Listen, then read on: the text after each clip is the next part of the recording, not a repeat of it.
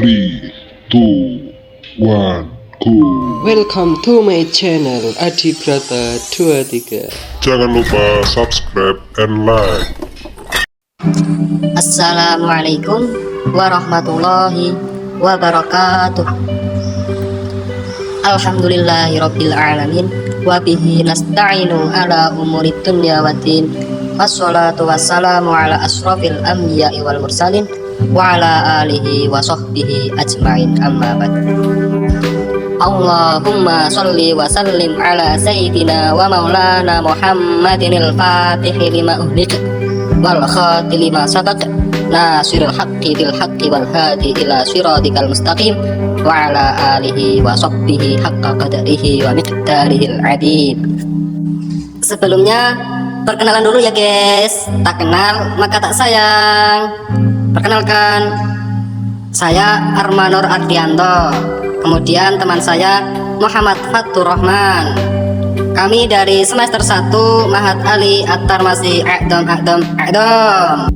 Guys, kali ini saya mau belajar bersama bareng-bareng kalian membahas tentang tafsir Ayatul Ahkam guys. Ya, sebelumnya saya ucapkan terima kasih kepada Ustadz Farhi Asna LC yang telah mendidik kami, telah mengajar kami, telah membimbing kami, dan khususnya beliau sebagai pengampu mata kuliah tafsir Ayatul Ahkam semester 1 Mahat Ali At-Tarmasi. Tidak lupa sebelum mulai belajar, terlebih dahulu kita bertawasul. Semoga dengan lantaran tawasul kita mendapatkan ilmu yang bermanfaat, ilmu yang berbarokah fid dini wa dunya hatal akhirah. Amin.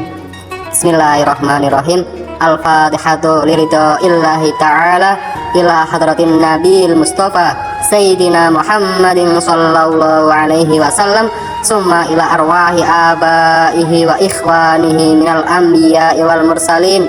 Bismil Fatihah. A'udzu billahi minasyaitonir rajim. Bismillahirrahmanirrahim. Alhamdulillahi rabbil alamin arrahmanir rahim maliki yaumiddin. Iyyaka na'budu wa iyyaka nasta'in. Ihdinas siratal mustaqim, siratal ladzina an'amta 'alaihim ghairil maghdubi 'alaihim waladdallin. Rabbighfirli wa liwalidayya wa lil mu'minina amin amin ya rabbal alamin. Langsung saja kita ke pembahasan tafsir Ayatul Ahkam bab wudu.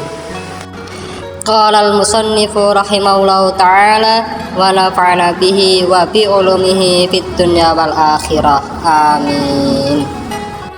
Pengertian wudu. Al-wudu lughatan ma'khudatun minal wadu'ati wa hiya al-hasnu wal bahjatu.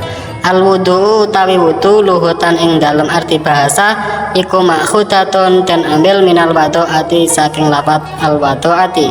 Wahiyalan utawi al-wadu'ati iku al-hasnu bagus wal bahjatu lan indah.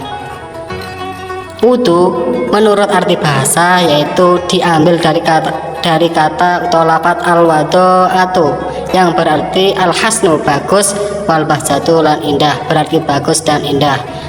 Sedangkan menurut syara wasyar'anan ing dalam arti syara wudu menurut arti syara iku ismun jeneng lil fi'li maring penggawean alladzi wa kang utawi al fi'lu iku istimalul ma'i gunakake banyu fi a'dha'in ing dalam pira-pira anggota muayyanatin kang tertentu ma'an niyati serta niat.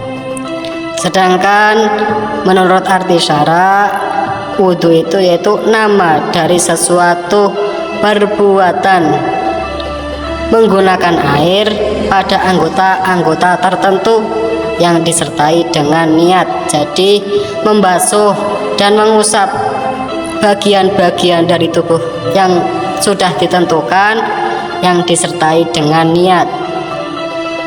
Wal wadu'u, kemudian lafat al wadu'u dengan didomah wawunya iku ismun jeneng lil ma'i maring banyu alladzi yatawaddau kang berwudu sapa wong bihi kelawan alma.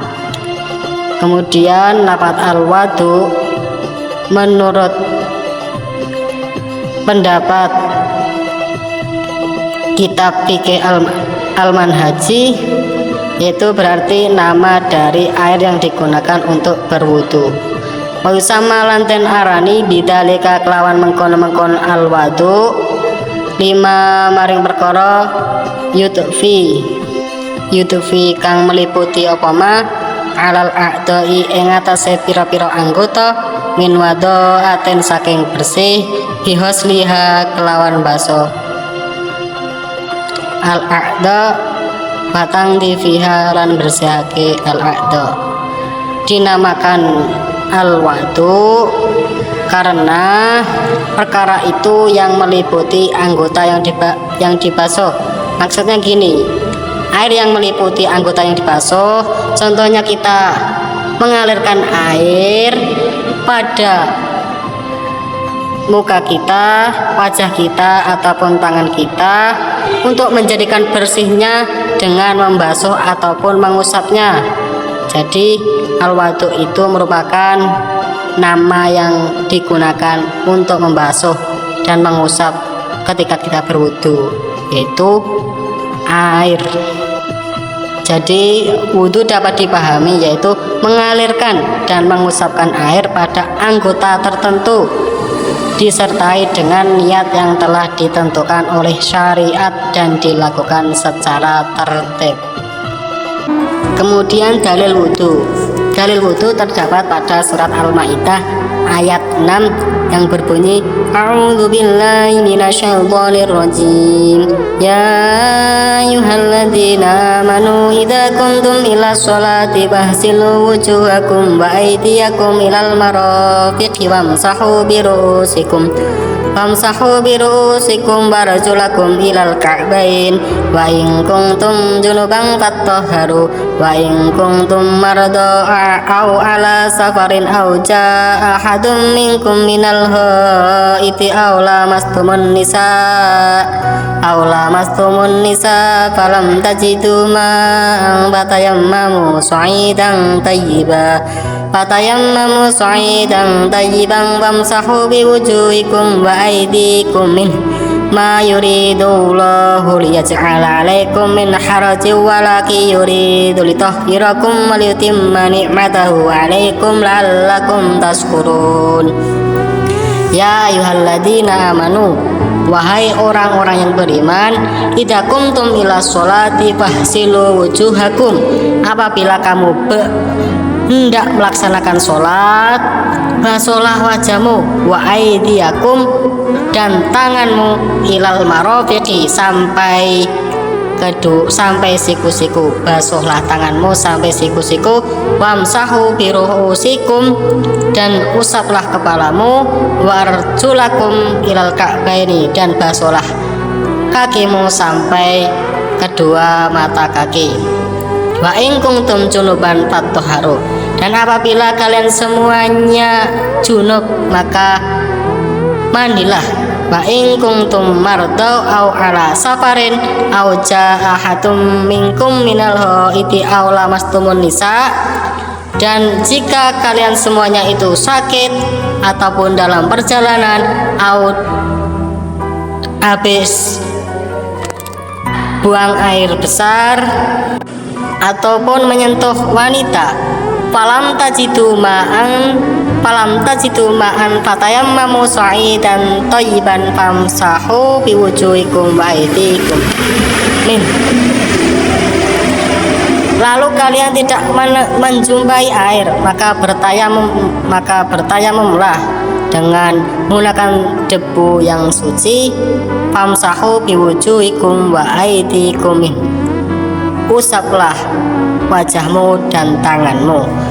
Ma yuridullahu liyaj'ala 'alaikum min harajin walakin yuridu litahhirakum wa liyutimma ni'matahu 'alaikum la'allakum tashkurun.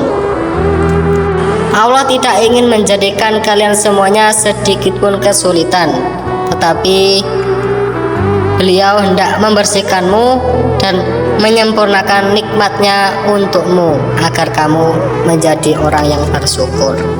Jadi di dalam surat Al-Maidah diterangkan bahwasanya ayat tersebut menerangkan rukun-rukun wudhu yang terdapat 4 rukun dalam surat Al-Maidah tersebut yang disebutkan itu terdapat 4 rukun, akan tetapi rukun pada wudhu itu terdapat 6, sedangkan yang 2 itu tidak disebutkan dalam ayat tersebut.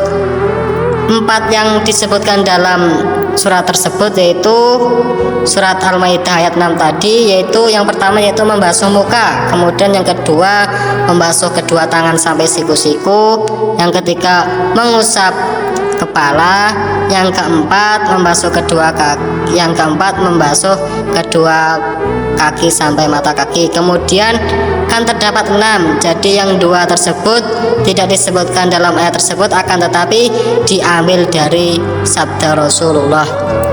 Adapun yang 2 tidak disebutkan, yaitu yang pertama niat, karena sesungguhnya niat itu harus diniatkan. Jadi ketika seseorang ingin berwudu contohnya, maka harus disertai dengan niat jika ingin wudunya tersebut sah, karena sesuai dengan sabda Rasulullah, sesungguhnya segala amalan adalah dengan niat. Hadis tersebut adalah riwayat Imam Bukhari dan Muslim dari Sayyidina Umar bin Khattab. Kemudian yang kedua, rukun yang kedua yang tidak disebutkan dalam ayat tersebut yaitu tertib yaitu melakukan pekerjaan dengan sesuai urutan yang ditentukan oleh Allah SWT dalam ayat ini. Tertib dalam hal ini tidak disebutkan dalam surat tersebut, akan tetapi merujuk pada sabda Rasulullah yang berbunyi, mulailah dengan apa yang dimulai oleh Allah, riwayat An-Nasai dan Jabir bin Abdillah. Ayat tersebut selain menerangkan rukun-rukun wudhu, akan tetapi tidak hanya saja menerangkan tentang rukun-rukun wudhu, akan tetapi juga menyebutkan bahwasanya ketika seseorang junub harus mandi apapun, atau jika seseorang dalam keadaan sakit atau perjalanan, ataupun ketika selesai buang air besar, ataupun menyentuh perempuan kemudian tidak menjumpai air, maka disyariatkan untuk bertayamum, yaitu mengusap wajah dan mengusap muka. Kemudian rincian lafaz yang terdapat pada surat Al-Maidah ayat 6 tadi, yang pertama lafaz ya ayyuhalladzina amanu. Lafaz tersebut hanya menghitobi orang mukmin saja, karena seorang kafir itu pastinya tidak dibebani dengan hukum-hukum yang terdapat pada agama Islam. Tapi yang perlu diperhatikan, khitab hukum ini itu dibebankan pada orang mukmin saja, akan tetapi di balik syariat tersebut, taklid tersebut, khitab tersebut terdapat rahasia besar dari Allah SWT, sehingga kita sebagai ya ayyuhalladzina amanu yang dikhitabi langsung oleh Allah, kita harus banyak bersyukur, kemudian kita harus melaksanakan perintahnya. Kemudian lafaz wujuhakum, rincian yang kedua yaitu lafaz wujuhakum. Wujuhakum berasal dari kata al-waj'u yang diambil dari kata al-muwajahatu. Adapun pengertian ataupun rincian lafaz tersebut yaitu batasan wajah. Batasan wajah ketika berwudu yaitu dari atas, yaitu jidat.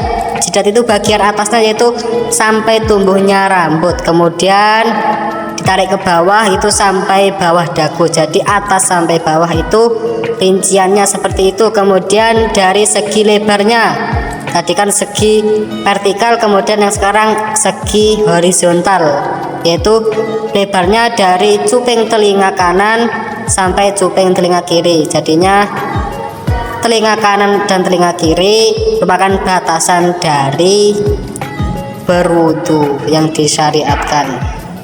Kemudian rincian yang ketiga yaitu lafaz ilal ka'baini. Lafaz al-ka'bani yaitu 2 tulang yang menonjol pada samping telapak kaki, maka tulang tersebut dinamakan al-ka', yaitu tulang sing menonjol pada kaki kalian itu yang mendekati telapak telapak kaki itu pasti ada tonjolan kanan kiri, itu batasan berwudu.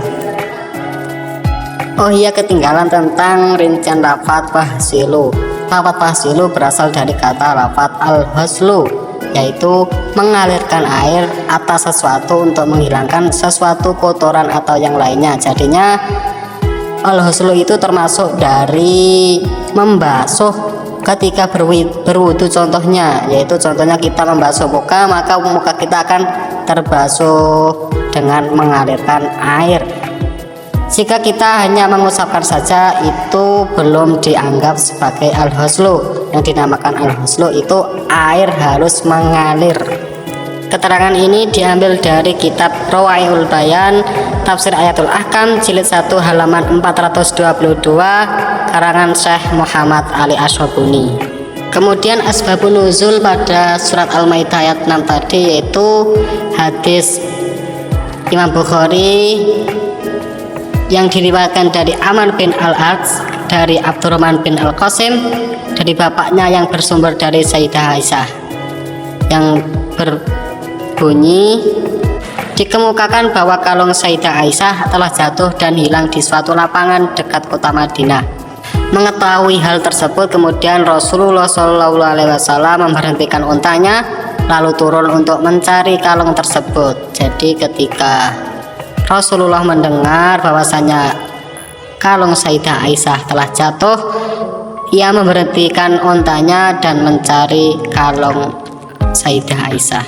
Kemudian istirahat hingga tertidur di pangkuan Aisyah. Jadi ketika Rasulullah telah mencari kalung tersebut, kemudian beliau istirahat di pangkuan Sayyidah Aisyah. Tidak lama kemudian datanglah sahabat Abu Bakar menampar Sayyidah Aisyah sekeras-kerasnya seraya berkata, "Kamulah yang menahan manusia karena sebuah kalung." Kemudian Nabi SAW terbangun dan tibalah waktu subuh. Beliau mencari air tetapi tidak mendapatkannya, maka turunlah surat Al-Maidah ayat 6 ini.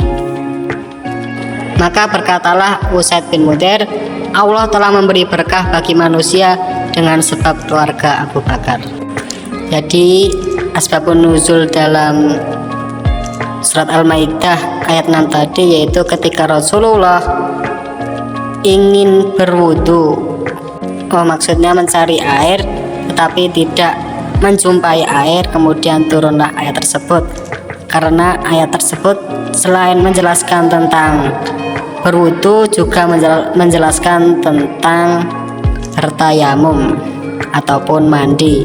Tapi ketika kita analisis bahwasanya ketika tidak menjumpai berarti Rasulullah itu disyariatkan untuk bertayamum. Kemudian kandungan makna yang terdapat pada surat Al-Maidah ayat 6 tadi, yaitu adapun makna globalnya bahwasanya Allah SWT telah berfirman untuk melaksanakan wudhu. Ayat tersebut menjelaskan tentang hukum-hukum wudhu dan tayamum. Ayat tersebut menjelaskan rukun-rukun wudhu yang harus dikerjakan ketika seseorang berhadas kecil ataupun ketika hadas besar, maka harus mandi terlebih dahulu.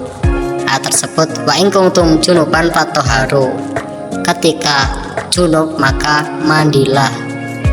Kemudian ayat tersebut juga menerangkan bahwasanya ketika kita sakit ataupun bepergian ataupun berhadas kecil ataupun selesai menggauli istri, sedangkan kita semua tidak menemukan air, maka kita disyariatkan untuk bertayamum. Ketika kita ingin mandi tetapi tidak menjumpai air, maka kita disyariatkan untuk berwudu, karena sesungguhnya Allah SWT tidak menghendaki untuk mempersulit kita semuanya. Ma'al usri yusra, sesungguhnya dalam kesulitan pasti ada kemudahan. Allah tidak mempersulit di dalam hukum-hukumnya. Akan tetapi Allah Subhanahu wa taala menghendaki kalian untuk dibersihkan dari dosa, kotoran-kotoran dan najis. Kemudian Allah telah menyempurnakan kepada kita semuanya dengan nikmat-nikmatnya. Jadi kita patut bersyukur karena dengan menjelaskan syariat Islam tersebut pastinya kita mendapatkan nikmat yang besar sekali. Jadi kita patut bersyukur supaya kalian dapat mensyukuri nikmat-nikmatnya. Penjelasan ini diambil dari kitab Rawaiul Bayan juga, Tafsir Ayatul Ahkam jilid 1 halaman 422 karangan Syekh Muhammad Ali As-Sobuni. Dan perkenalkan, saya Muhammad Fathur Rahman dengan NIM 104230001. Dan yang selanjutnya yakni masuk pada kandungan hukum pada ayat tersebut. Adapun hukum yang ada pada ayat di atas yakni wajibnya wudhu bagi orang yang berhadas ketika akan menunaikan sholat.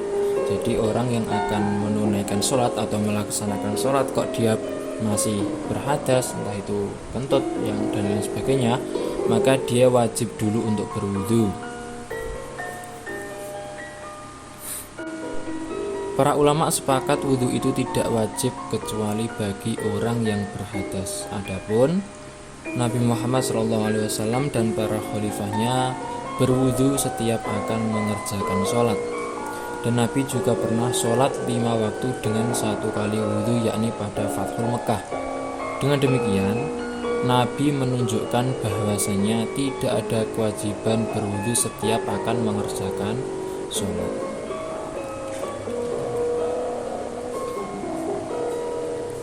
Yang selanjutnya hukum mengusap kepala. Menurut firman Allah, lafadz wamsahu biru'usikum. Nah, di sini para ulama fikih sepakat bahwasanya mengusap kepala itu merupakan fardu wudhu atau hal yang wajib dilakukan ketika berwudhu. Akan tetapi di sini para ulama fikih berbeda pendapat tentang batasan-batasan mengusap kepala atau ukuran. Yang wajib dibasuh itu yang depan atau yang belakang atau yang mana? Di sini para ulama fikih berbeda pendapat. Yang pertama, ukuran membasuh kepala yang pertama dari golongan ulama Malikiyah dan Hambali. Qala al-Malikiyah wal Hanabilah yajibu jam'ur ra'si akhdan bil ihtiyat. Golongan ulama Maliki dan Hambali wajib membasuh seluruh bagian kepala karena untuk berhati-hati. Nah, jadi di sini dua golongan ulama di sini ada golongan ulama Maliki dan Hambali. Beliau kedua mewajibkan membasuh seluruh kepala dari depan sampai belakang karena untuk berhati-hati jika ada sebagian yang belum dibasuh. Jadi golongan dua ulama ini mewajibkan membasuh seluruh bagian kepala. Yang selanjutnya dari ulama Hanafiyah, wajib membasuh 1/4 sebagian rambut kepala karena berdasarkan perbuatan Nabi dengan contoh Nabi mengusap ubun-ubun ketika mengusap rambut kepala. Ulama Hanafiyah mewajibkan hanya membasuh 1/4 sebagian rambut kepala. Kenapa kok bisa begitu? Karena beliau berdasarkan pada perbuatan Nabi dengan contoh Nabi pas waktu wudhu hanya mengusap ubun-ubun ketika membasuh rambut kepala. Itu menjadi dasar ulama Hanafiyah yang wajib dibasuh hanya 1/4 sebagian rambut kepala. Yang selanjutnya ulama Syafi'iyah hanya mencukuplah mengusap sekecil apapun yang disebut dengan mengusap. Jadi hanya mengusap saja, meskipun itu sehelai rambut, baik rambut depan, belakang, samping. Yang penting yang dinamakan mengusap itu meskipun sehelai rambut itu boleh. Cukuplah mengusap sekecil apapun yang disebut dengan mengusap. Yang pertama tadi ulama Malikiyah dan Hanabilah, beliau mewajibkan mengusap seluruh bagian kepala untuk berhati-hati. Di sini ada dalilnya, dalilul Malikiyah wal Hanabilah. Waqad akadu dzalika bi fi'li Nabi sallallahu alaihi wasallam. Ulama Malikiyah dan Hanabilah, mereka telah menguatkan dengan perbuatan Nabi sallallahu alaihi wasallam ketika berwudu. Nabi mengusap seluruh bagian kepala. Nah, di sini dasarnya ulama Malikiyah dan Hanabilah mewajibkan membasuh seluruh bagian kepala karena berdasarkan hadis, ketika berwudu Nabi mengusap seluruh bagian kepala.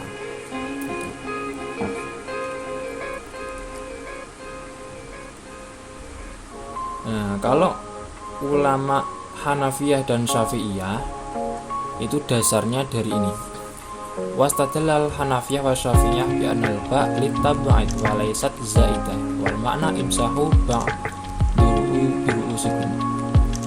Ulama Hanafiyah dan Syafi'iyah menyimpulkan bahwa ba' itu untuk tab'id, tidak berlebihan, dan artinya usaplah sebagian kepalamu. Namun illa anal Hanafiyah qadar ruhu ruba' ra'si lima ruwiya 'anil Mughirah bin Syu'bah anna Nabi sallallahu alaihi wasallam kana fi safar fanazala li hajatihi thumma ja'a fatawadda'u wa masaha 'ala nasir. Namun ulama Hanafiyah memperkirakannya seperempat kepala berdasarkan yang diriwayatkan dari Mughirah bin Syu'bah bahwa Nabi Muhammad Shallallahu Alaihi Wasallam sedang dalam perjalanan. Kemudian beliau turun untuk buang hajat. Kemudian beliau datang dan berwudu dan mengusap ubun.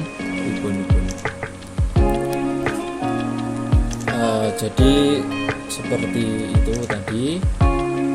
Setiap ulama itu mempunyai dasar-dasar sendiri. Tadi kalau ulama golongan Malikiyah dan Hanabilah itu mewajibkan membasuh seluruh bagian kepala itu berdasarkan ada hadisnya, karena beliau melihat ketika Nabi berwudu itu pas waktu mengusap kepala itu dibasuh semua Nabi. Nah, kalau Hanafiyah dan Syafi'iyah, kalau Syafi'iyah menyimpulkan bahwa ba itu untuk tab'id, tidak berlebihan, jadi cukup hanya sebagian saja, artinya usaplah sebagian kepalamu, jadi tidak wajib. Nah, untuk golongan Hanafiyah itu memperkirakannya seperempat kepala berdasarkan yang diriwayatkan oleh Mughirah bin Syu'bah tadi.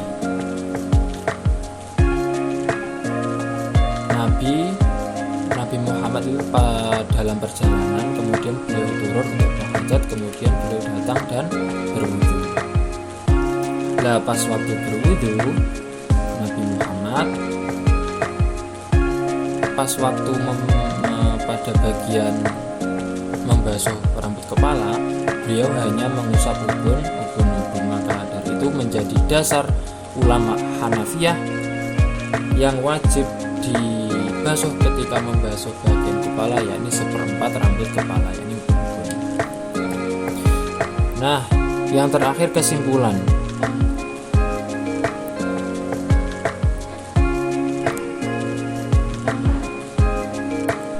Keterangan-keterangan di atas dapat disimpulkan bahwasanya wudhu itu merupakan ibadah yang dapat membersihkan seseorang dari hadas, kotoran, dan dosa. Dan wudhu berkaitan dengan ibadah-ibadah lainnya seperti sholat, tawaf, membaca Al-Quran, dan lain-lain. Dan kita sebagai orang yang beriman harus mengetahui apa saja fardu-fardunya wudhu dan apa saja yang membatalkan wudhu. Karena jika wudhunya seseorang tidak sah, maka otomatis ibadah yang berkaitan dengan wudhu pun tidak sah. Saya ulangi lagi, wudhu itu berkaitan dengan ibadah-ibadah yang lain seperti sholat. Syarat sah sholat itu harus wudhu dulu, syarat sah tawaf itu juga harus wudhu, dan akan membaca Al-Quran pun juga harus suci, yakni dengan berwudhu. Dan kita juga harus mengetahui apa saja fardu-fardunya wudhu, hal apa yang membatalkan wudhu. Di dalam masalah bab wudhu ini, ulama-ulama antar mazhab berbeda-beda pendapat di dalam menafsirkan ayat tentang wudhu dengan berdasarkan dalil yang kuat yang menjadikan perbedaan pendapat. Nah, jadi sudah saya sampaikan sebagian kecil contohnya, yakni dalam hal mengusap kepala. Ada perbedaan pendapat di sini. Nah, tapi nggak apa-apa, karena perbedaan pendapat para ulama menjadikan rahmat bagi kita. Mungkin dari kami hanya bisa menyampaikan materi yang seperti ini. Kami menyadari bahwa apa yang kami sampaikan ini jauh dari kata sempurna, pasti masih banyak kekurangannya. Jadi mohon maaf yang sebesar-besarnya. Akhirul kalam, wassalamualaikum warahmatullahi wabarakatuh.